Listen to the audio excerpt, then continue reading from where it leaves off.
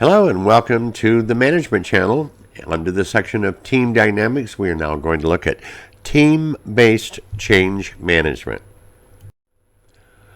Most companies have change going on within the organization, and a lot of companies will use teams to help manage that change in the processes. So let's talk about being an ambassador for your team. Are you ready to be an ambassador?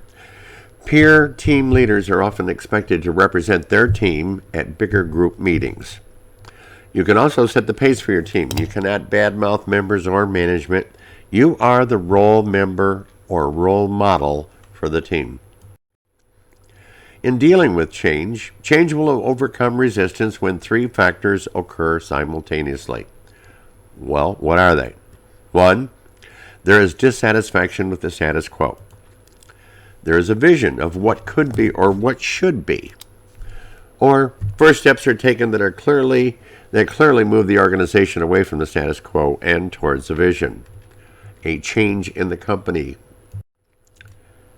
So people don't resist change, they actually resist being changed. What is the most important resource that you feel there is in any business organization? Well, the answer to that is, and it may surprise you, people. And if people are the most important resource, is it important how you manage change within the organization? The answer to that is yes. If we agree that people are our most important resource and we recognize that change is inevitable or necessary within the organization, do we understand that change will bring resistance? Well, why do people resist change? Think about it for a moment. I'm going to give you some of the reasons.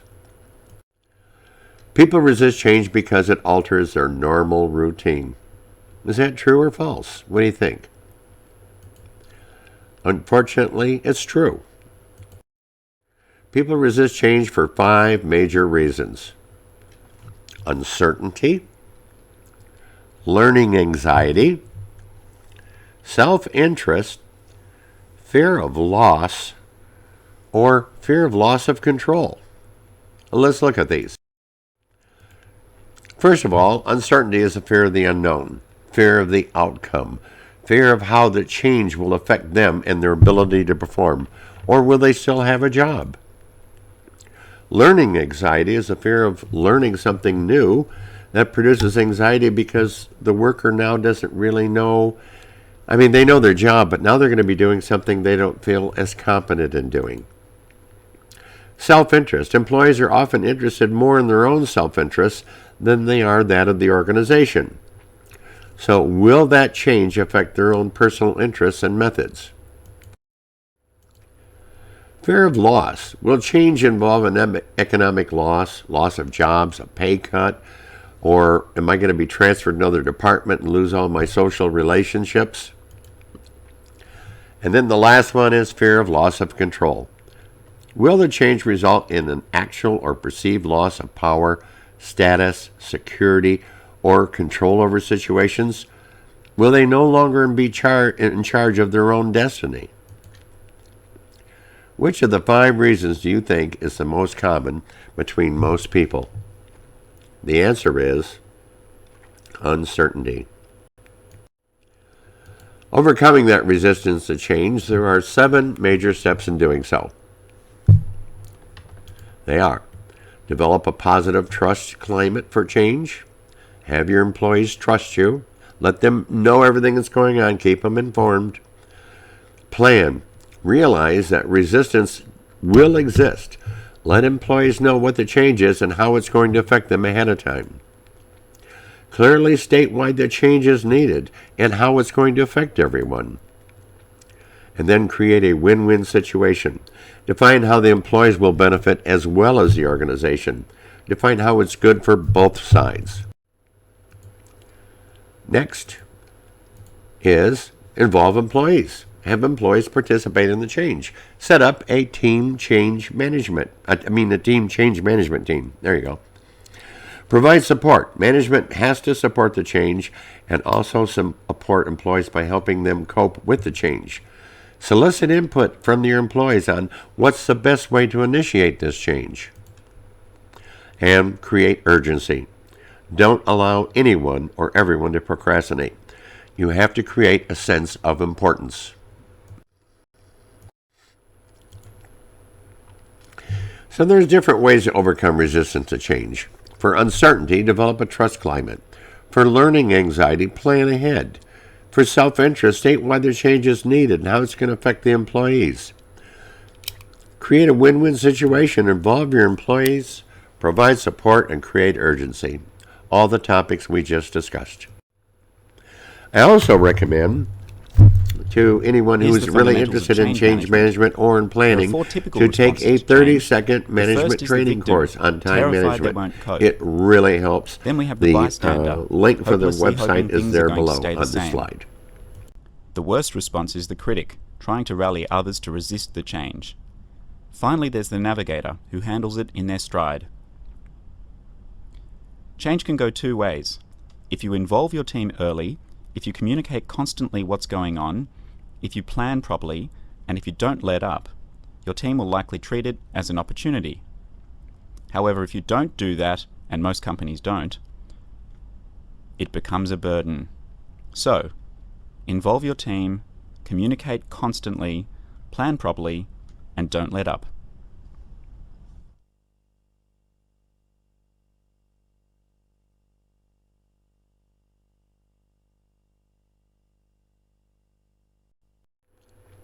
So, some tipping points.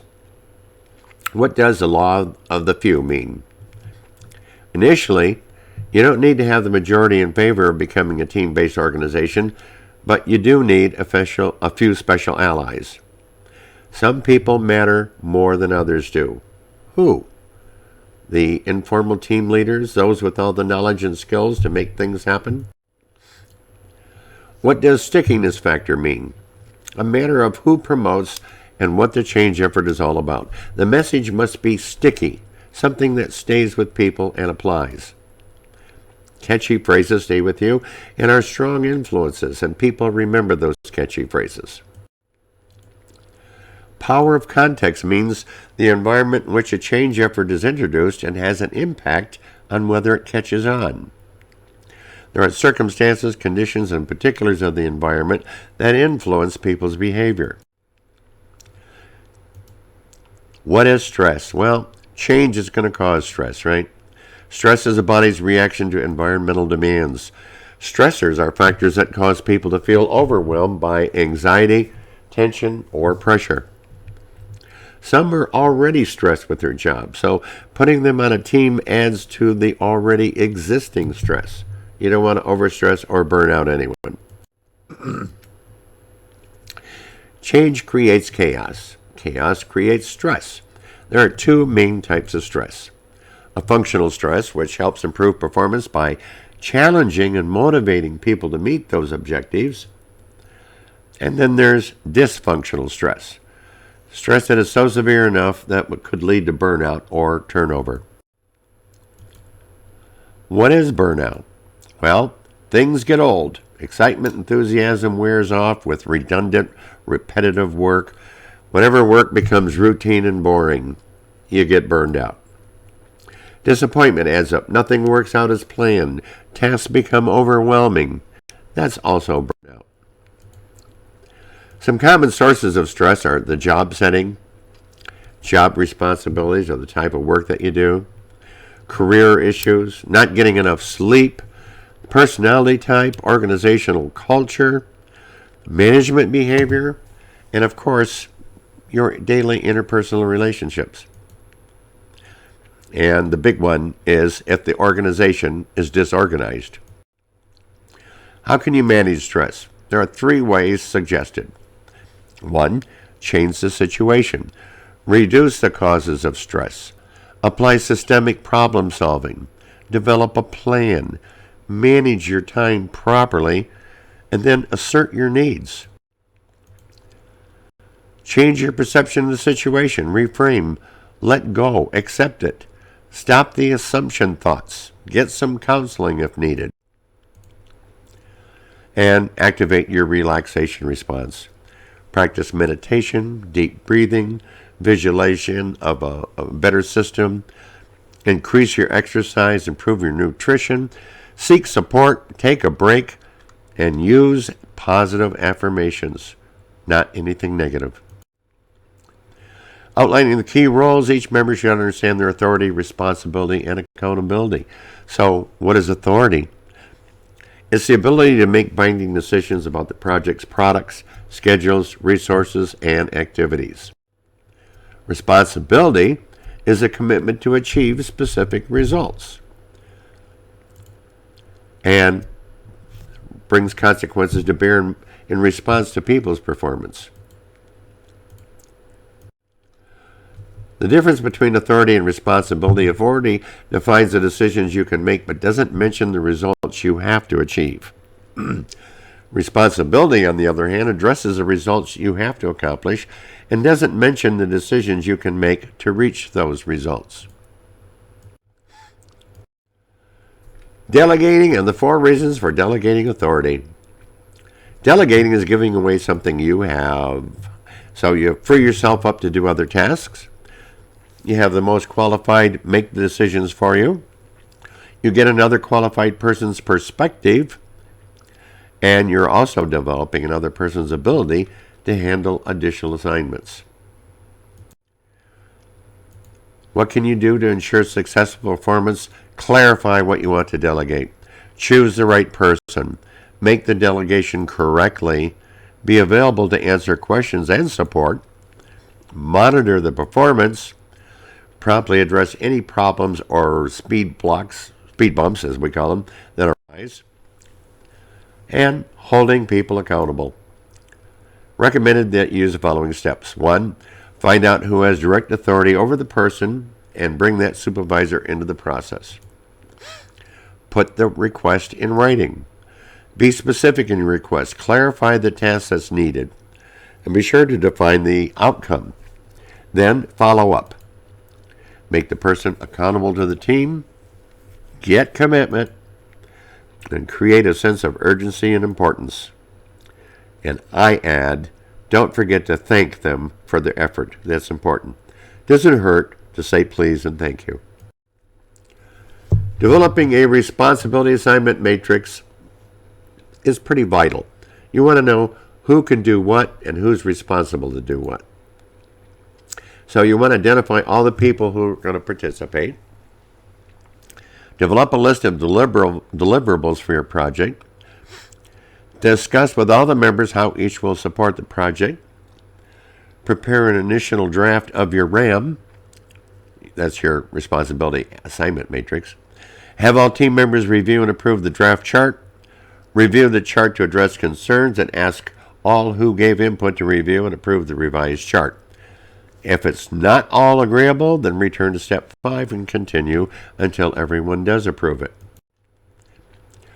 What can we do about the following situations for someone micromanaging? Number 1, the person is interested and enjoys the work. So set up time to discuss interesting technical issues with the person. 2, the person is a technical expert and feels they can do it best. Review with person frequently and give them the opportunity to share their insights. The person may feel they didn't explain assignment clearly. Set up a schedule to discuss and review progress frequently to uncover any mistakes and to help you correct them and to clarify any uncertain issues. The person is looking for ways to stay involved with you and learn. So set up a time to discuss the activities. Provide periodic reports of the progress. The person may feel threatened because you have more technical knowledge than they do. When speaking of your project, always credit the micromanager for their guidance and insights. The person feels they have to stay up on the work in case anyone asks. Ask which kind of information they need and how frequently they need it. So understand that teams are often utilized to help implement change management. Know how to manage your team, and I suggest you look at Team Leadership section. Thank you, and have a great day.